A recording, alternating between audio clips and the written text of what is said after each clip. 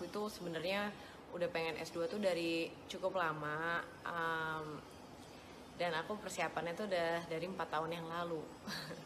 um, 4 tahun tuh kapan? Kira-kira di tahun terakhir S1 aku. Malah aku sempet kepikiran mau apply di tahun terakhir.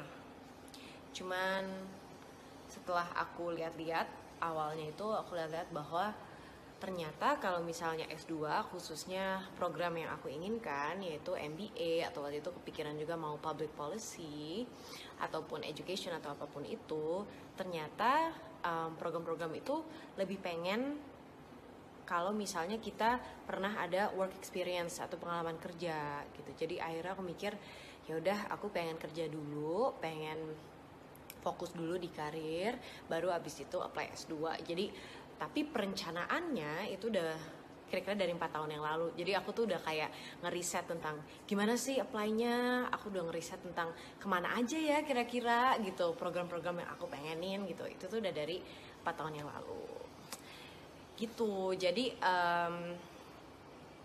itu awal ceritanya. Kalau ditanya dari kapan sih sebenarnya pengen S2 gitu. Terus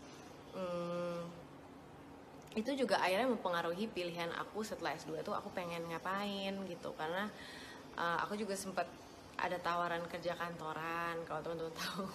Aneh sih sebenarnya kalau ngebayangin aku dulu ya pengen kerja kantoran, aku magang dan akhirnya aku dapet offer juga, dan itu sempat salah satu jalur yang aku pikirin. Tapi karena aku udah ngebayangin oke, aku mau S2 kayak kira-kira MBA, I think that it's better for me to continue in my current path gitu, as a singer songwriter, as an entertainer gitu.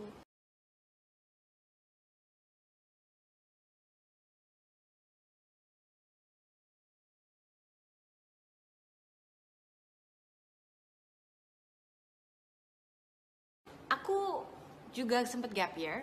Jadi setelah SMA itu aku setahun gak kuliah dulu. And that's one of the best decisions I made. Karena kalau enggak, mungkin aku nggak akan pernah masuk Oxford. Karena di tahun itulah aku akhirnya memberanikan diri untuk apply ke Oxford. Jadi di tahun terakhir aku SMA itu aku nggak berani gitu, karena ya ada banyak alasan lah.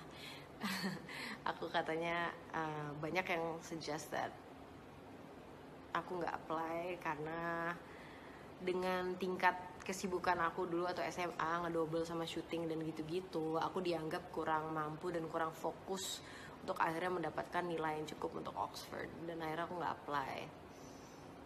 Dan akhirnya aku ngambil gap year itu untuk menjalankan aktivitas aku di dunia musik dan hiburan sambil reapply lagi gitu, pantang menyerah.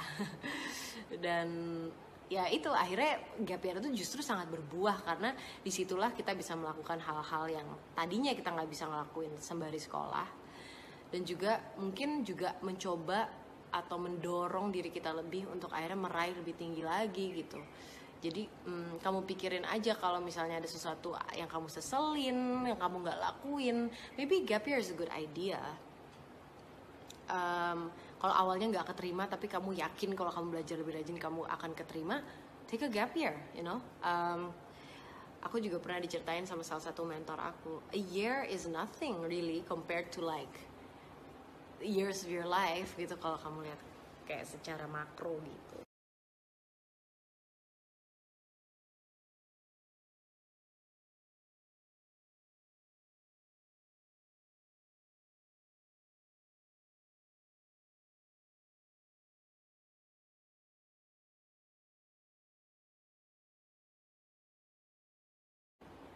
Aduh, itu beragam banget ya, maksudnya kayak sangat-sangat tergantung dengan program apa yang kamu inginkan. Uh, Kalau misalnya mau yang sifatnya kayak MBA atau public policy yang tadi aku bilang, S2-nya itu biasanya 2 sampai 3 sampai 4 tahun work experience is kind of like ideal. 2 sampai 4 tahun lah. Mungkin 2 sampai 5 tahun. Tapi cukup banyak lah yang 3 tahun kayak aku gapnya. Tapi untuk beberapa program lainnya banyak yang langsung dari S1, S2 tuh langsung, kalau especially kalau sifatnya ya kayak mungkin subjek-subjek yang lebih exact gitu ya, kayak matematika atau kayak even kayak kedokteran or things like that, orang biasanya juga langsung kan spesialis dan lain-lain. Kita bisa perlakukan yang sama juga untuk subjek-subjek eksak yang lainnya. Terus I really think it depends. Kayak maksudnya waktu kita lulus S1 tuh kita harus mikir aja bahwa kalau kamu tipenya yang belum tahu apa yang kamu ingin lakukan setelah S1, kayak maksudnya aku aja waktu lulus S1 tuh juga masih galau sih, kayak abis ini aku mau ngapain ya gitu loh. Kalau aku masih belum tahu, aku mikir sih ya amannya aku kerja dulu sampai aku yakin nih aku mau S2-nya apa. Dan setelah yakin abis itu udah nggak salah lagi, karena S2 itu menurut aku udah beda ya sama S1. S1 itu generalis masih nggak apa-apa. Kalau S2 itu udah harus, maksudnya kita udah harus lebih yakin lah kita ke depannya mau ngapain gitu. Jadi tergantung kamu gitu.